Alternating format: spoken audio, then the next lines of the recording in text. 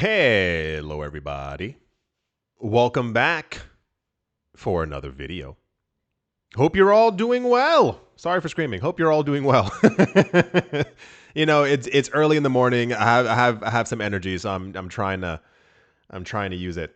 Hope you're all doing well. Hope everyone out there is doing absolutely fantastic, and that you're all having a great day. Yes. Don't forget to subscribe. There we go. I was like, I'm supposed to say something. I don't know the words. Don't forget to subscribe to the channel if you haven't already done so. Very big thank you to all the supporters of the channel out there. Very big thank you to everyone who leaves a like and a comment on every single video. And without any ado that is further, let's jump right into it. The accumulation continues. The money continues. The companies who are doing anything in their literal power to raise as much money as possible to accumulate cryptocurrencies continues. If you missed a recent video, what was it? Yes.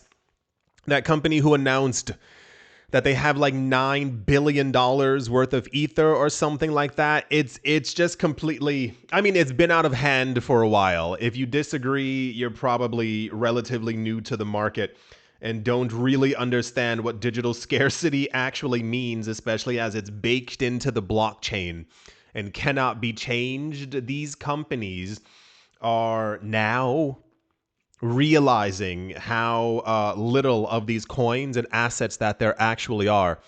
And for all intents and purposes, how it's going to change the world.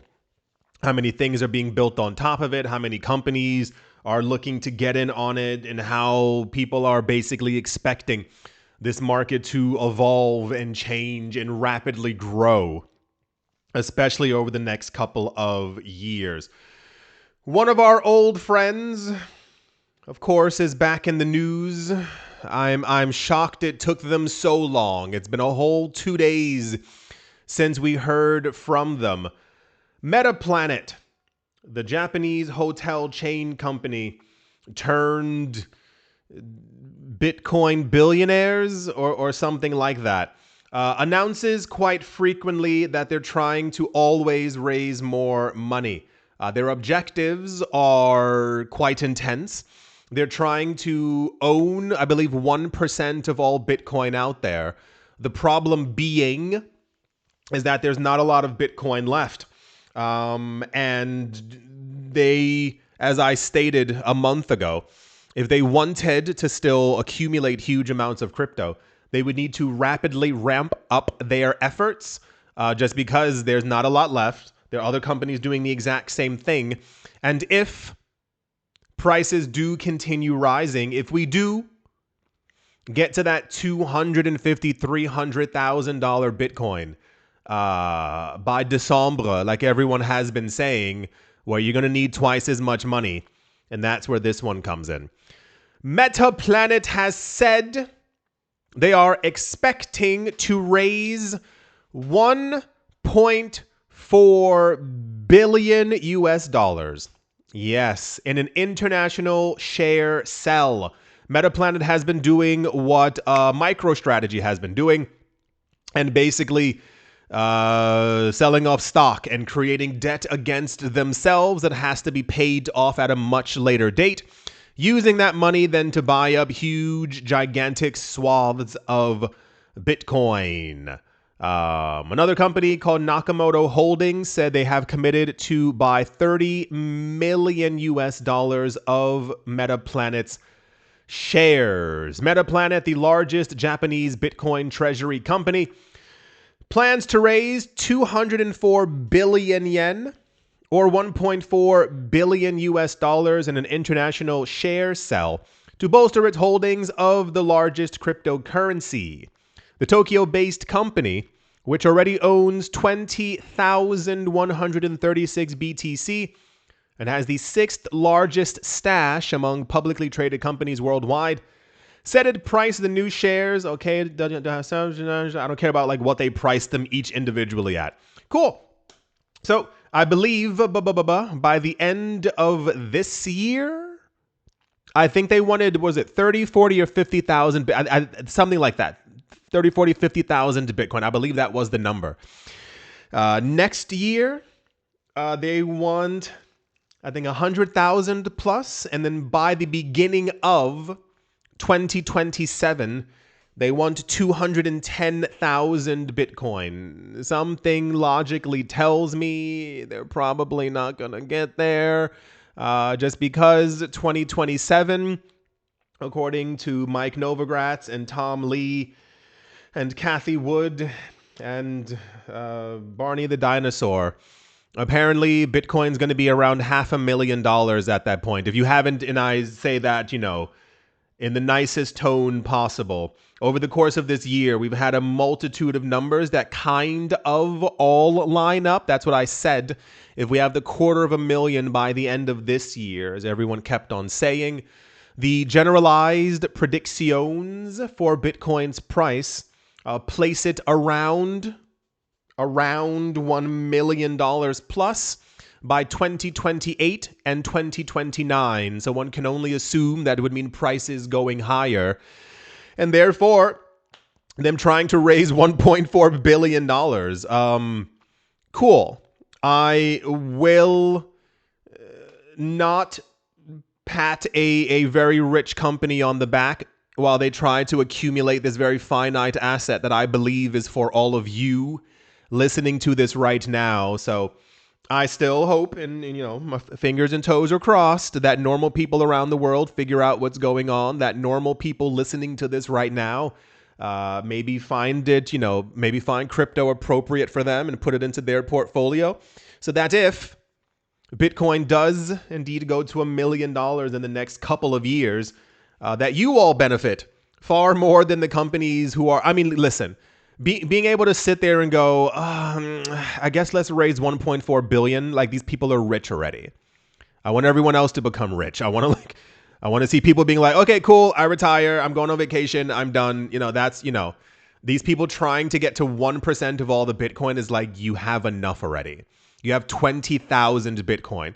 The average person will never own 0.01 Bitcoin. Like, let's be completely honest with ourselves. So yeah, I'm expecting MetaPlanet to be in the news very soon once again. Apparently this accumulation is meant to happen over the course of October, so we will most certainly be hearing from them again. Cool. And yeah, let's move on.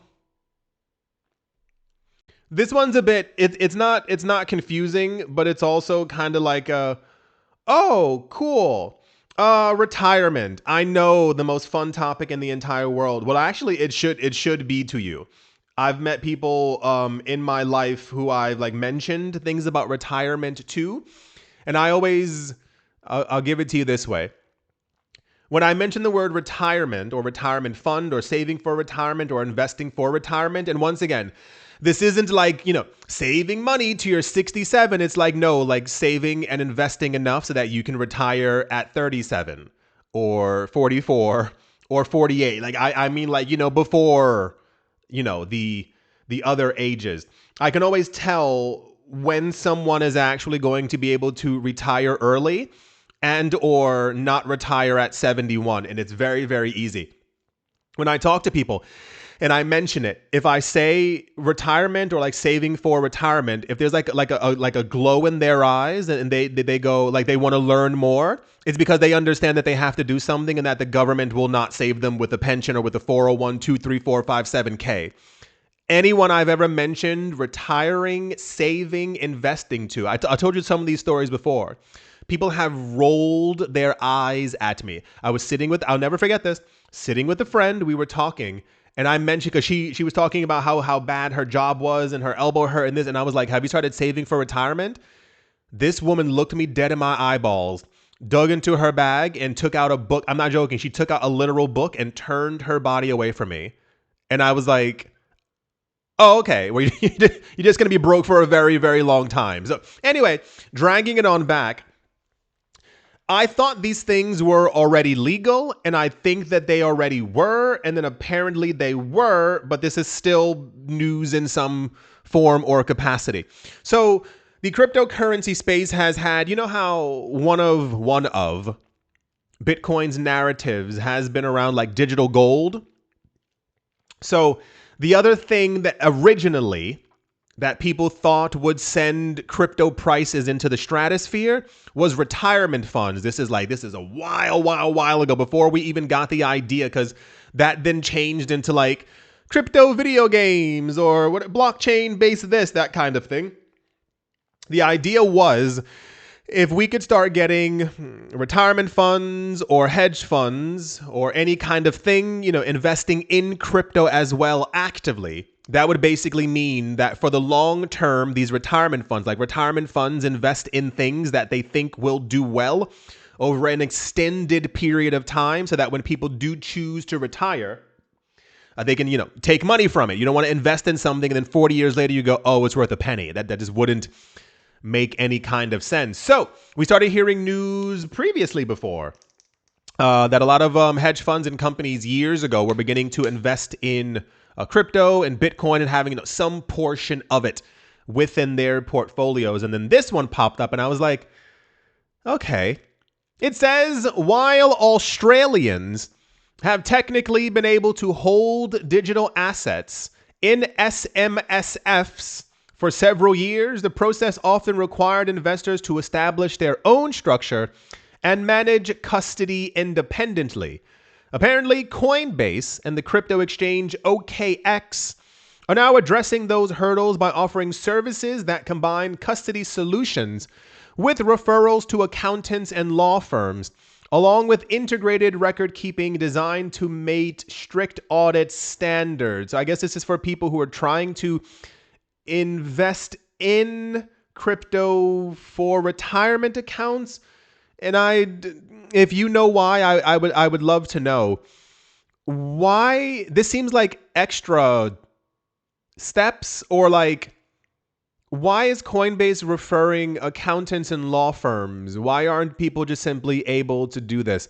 And I said that back in 2018 as well, because I remember in the UK, they were trying to like ban advertisements on bus stops and on trains that had to do with crypto.